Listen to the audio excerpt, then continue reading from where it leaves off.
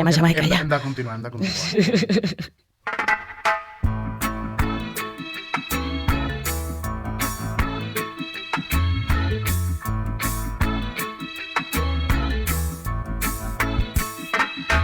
Don't worry about a thing.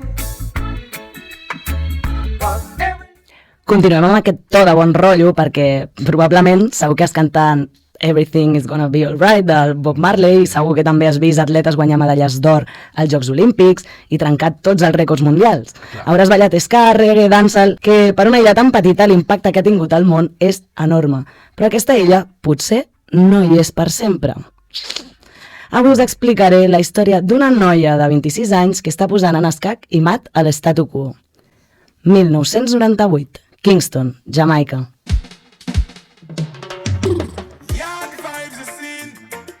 Ice up the black, gold and green. People are rock and come in. Jamaica things. Una dona jamaicana descendent de persones esclavitzades agafa ben fort la mà del seu marit, un home britànic descendent de colons. Respira, apreta, un últim esforç i... Ai, és una nena! La família Loach estava molt feliç amb el naixement de la seva primera filla, Micaela Loach. Quedeu-vos amb aquest nom, perquè crec que es mereix ser reconeguda. El pare i la mare de la Micaela s'afegeixen a la diàspora i quan la petita tenia només 2 anys i mig, es van traslladar a un poble de Surrey, al sud del Regne Unit. Alguns anys estiuejaven a casa dels avis a Hellshire Beach.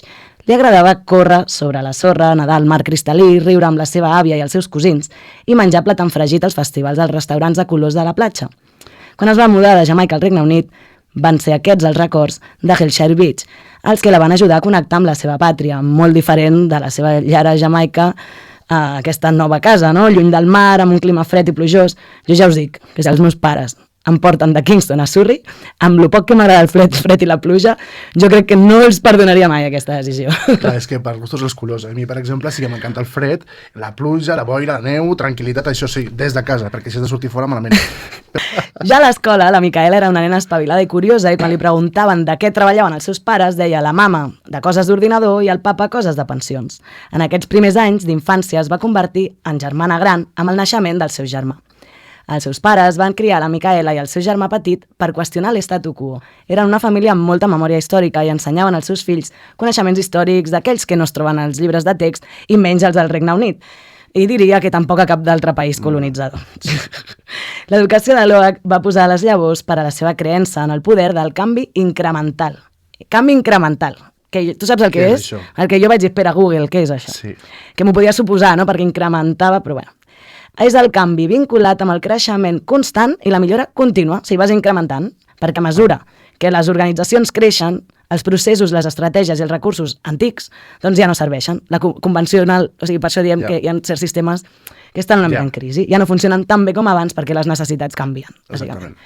El 26 de desembre de 2004, la Micaela tenia 6 anyets, estava veient la televisió i es va quedar impactada, però molt, O sigui... Més o menys va ser el seu crit aquest, Quan va veure el tsunami de l'oceà Índic que destrossava la vida de milers de persones, es va posar supertrista. Te'n recordes, 2004? Sí. És que fa 20 anys, això. El seu pare li va dir, llavors, què faràs? Què faràs respecte a això? Va ser llavors quan va fer la seva primera acció, als 6 anys. Va vendre pastissos per recaptar fons per a les víctimes.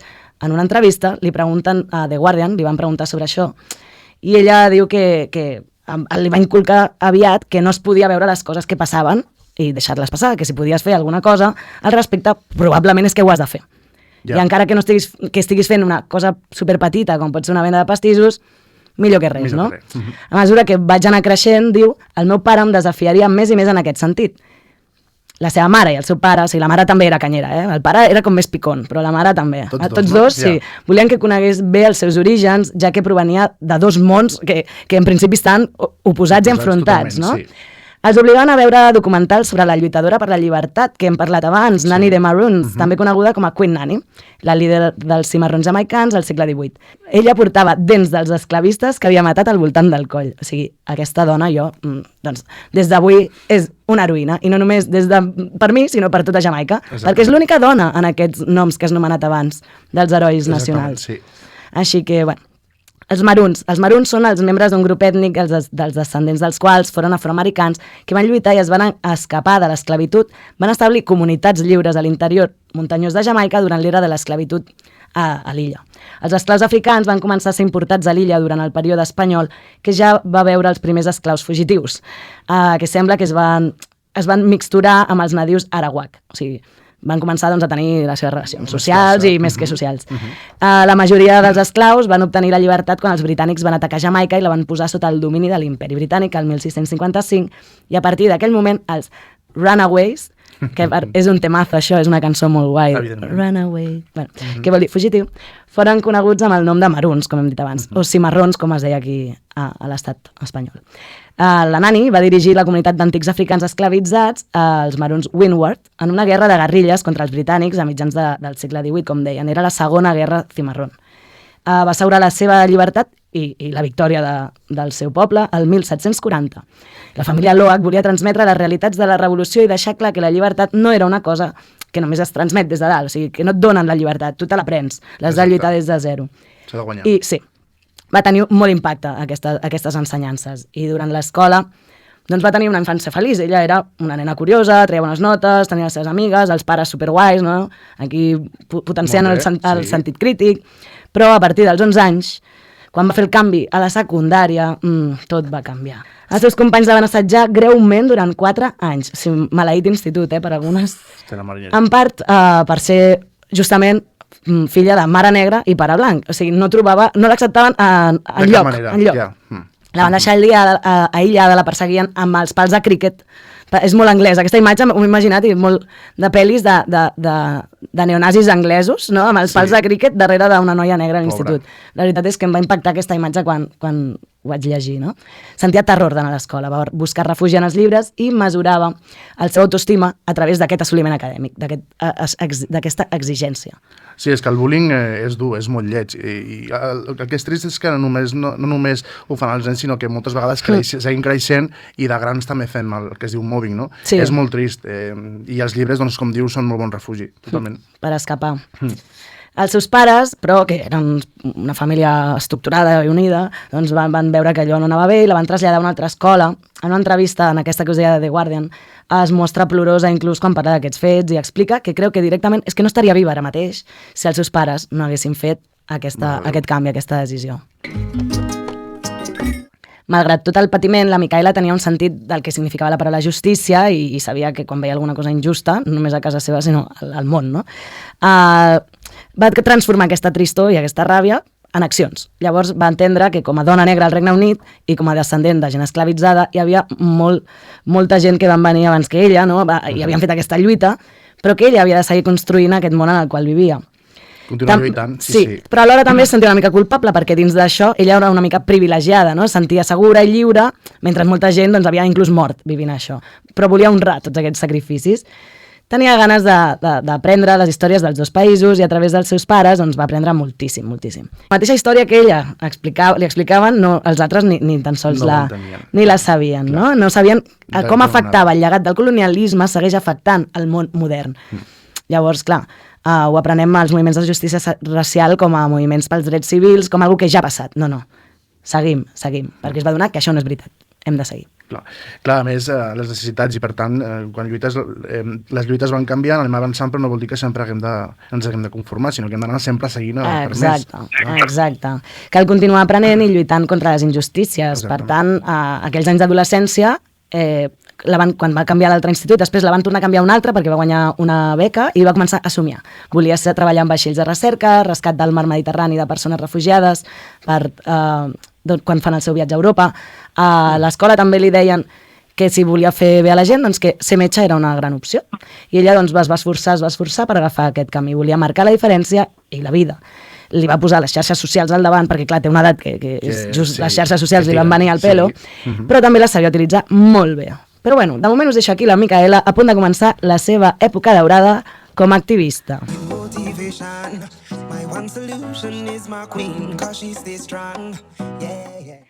Any 2014, mentre Espanya abdicava el rei Joan Carles i la cançó que acabem d'escoltar del jamaicà Omi es feia famosa arreu del món, la Micaela complia 16 anys i ara sí, Ara sí, es fa activista a tope. Veu el documental True Cost sobre l'impacte de la moda ràpida en les treballadores de la confecció. I ella diu, a mi m'empodera la moda, però vull que empoderi a qui la fa.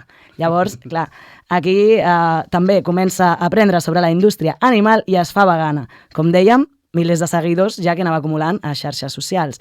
Per tant, va juntar veganisme, moda ràpida i va començar a treballar les seves xarxes fent-se doncs, bastant coneguda i donant consells superpràctics. Si has de comprar alguna cosa, que sigui de segona mà. I si és nou, dona't 2 setmanes abans de comprar-t'ho. I si encara tens ganes, pensa que si t'ho posaràs 30 vegades com a mínim en un any. Jo segur que no m'ho poso. Ai, Felip, com et quedes, Les adolescents no fan res, no, diuen? No, exactament. Sí. L'any 2016, ja major d'edat, doncs més cosetes que fa. Se'n va amb la seva mare a ajudar els refugiats de Calais a França. I allà ja sí que se n'adona que la injustícia racial i els llegats del colonialisme estan totalment relacionats també amb la lluita contra el canvi climàtic i alhora la lluita contra el fast fashion. O sigui, tot va una mica de la mà. 2017. Treballa en una casa d'atenció a refugiats, també. O sigui, ella era tot cor. I a partir d'aquí ja intentava entrar a la carrera de Medicina, però que no entro, que torno a fer la CL. Va tenir una miqueta de problemes. Suposo que tan activista que era no tindria... Clar, massa coses, potser. Masses coses. Sí. A finals d'any va viatjar al sud-est asiàtic, potser per desconnectar. Tot i que no descarto que fos per algun projecte humanitari, perquè coneixent-la segur que va anar a ajudar a algú. O sigui... Alguna cosa, segur. Alguna cosa, segur. Finalment, el seu perfeccionisme i l'alt rendiment acadèmic van fer que fos acceptada aquesta universitat que tantes ganes tenia a Edimburg, a Escòcia. S'ho mereixia, home. Va arribar allà i va dir, espera, que potser no era això el que volia fer per canviar les coses. Però com era tan bona, ella segueix estudiant. Però va començar a conèixer a gent que també es preocupava, sobretot pel canvi climàtic, no? Va dir, ostres, hem de treballar junts, organitzar mítings, ocupacions en edificis governamentals, a tope. I l'any 2018 ja va una manifestació que és d'Extinction Rebellion, a Londres, que és un moviment ambiental, allà al Regne Unit. És bastant conegut, es veu. L'octubre del 2019 va tornar a Londres, fan unes protestes. Aquí s'acampen a Westminster i s'encadena la tia. S'encadena, acaba a la presó, o sigui, a tope. No sé per què no em sorprèn. I em fa gràcia perquè és supermona quan li fan entrevistes i diu és que no em veia adequadament preparada, em sentia espantada. 2019 va a la conferència Joventut contra el Carbono, a Zúrich, 21 anys i una carrera que tela. I arriba la nostra amiga pandèmia. I torna a Jamaica, la seva illa natal, perquè vol connectar amb el seu patrimoni, la seva família, està amb l'àvia havia mort recentment, i diu anem a aprofundir amb la meva meravellosa àvia. Aterra a Kingston i diu, vale, anem a la platja aquesta tan xula que anàvem de petita a Hellshire Beach. Hola, iaia, anem a la platja. I li diu, doncs, Micaela, està a punt de desaparèixer. Xan, xan, xan. El que us deia al principi de tot, és molt preciosa, ha aportat molt, però el canvi climàtic està fent... De les seves. De les seves, sí. Llavors ella es va quedar superimpactada i va dir, pues això no pot ser. I la seva impotència es va transformar en un llibre, a tope. Sí. En acabar el confinament, doncs va tornar a reprendre la carrera de Medicina, però a tope, o sigui, a cop més a tope amb el tema climàtic. Sí. Va fer un podcast junt amb Joe Becker, que es diu Yikes, sobre la interseccionalitat justament d'aquesta justícia climàtica i justícia racial, que van de la mà. El 2020 va ser el seu any. Forbes l'anomenen una de les dones més influents del moviment climàtic al Regne Unit, la BBC també l'anomena, l'anomenen pel Global Citizen Hero of UK, pel seu enfocament de l'activisme, connectar aquests dos objectius bessons, justícia racial i climàtica. Mentre escriu el llibre, segueix desafiant les entitats més poderoses del seu país, inclús es manifesten a les festes que fa el Bill Gates. O sigui, imagina't, Felip, aquestes festes on no ens convidaran mai. Bueno. Bueno. El 2021 ja porta el Regne Unit, el govern, en un cas històric als tribunals. Es va dir paid to pollute, que era pels pagaments públics a les empreses de combustibles fòssils. I li deien que no, però sorpresa es va descobrir que sí. També van posar en escac i mat a la junta de Shell, dels carburants. Bueno, anem al 2023 perquè la mare està supercontenta, va veure la seva filla perquè estrena llibre It's not that radical climate action to transform our world. En aquest llibre, doncs, com us deia, que és com, no és tan radical, no? O sigui, hem d'actuar ja.